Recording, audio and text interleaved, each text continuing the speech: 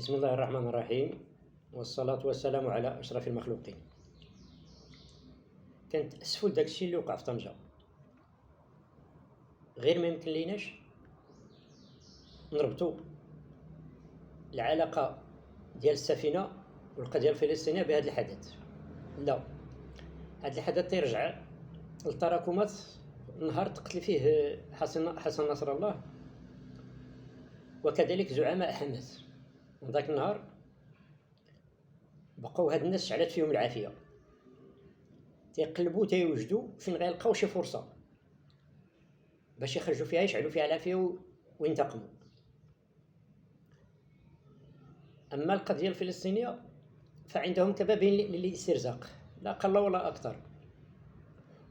وهنا تنعرفوا وشفناها القضية اللي كتربط بين بكيران وحسن نصر الله، وكذلك اللي كتربط بين حسن نصر الله وأبو زيد وأحمان والصيدلاني والمهدوي. كاع هادو عندهم علاقة بهاد التراكمات، وكيقلبوا على شي نهار فاش يفجروها. وكذلك تنعرفوا بأن حسن نصر الله من أكبر الأعداء ديال المملكة المغربية. والدكتور منار السليمي خرج بواحد التقارير تيقول بأن حزب الله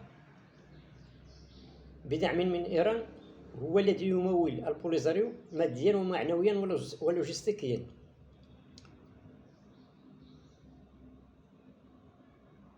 وكذلك حميد المهدوي شفناه تيمدح في حماس، تيقول اللي بيهضر على حماس خصو يشل فمو بالحليب وما يوصل لهم حتى ضرب رجليهم. هذا يدل على نوع من الحقد والكراهية. فقط كانت واحد النصيحة كنخليها لينا الحسن الثاني الله يولي برحمة الله، ما خديناهاش بعين الاعتبار. قال لنا وقت ما شفتوا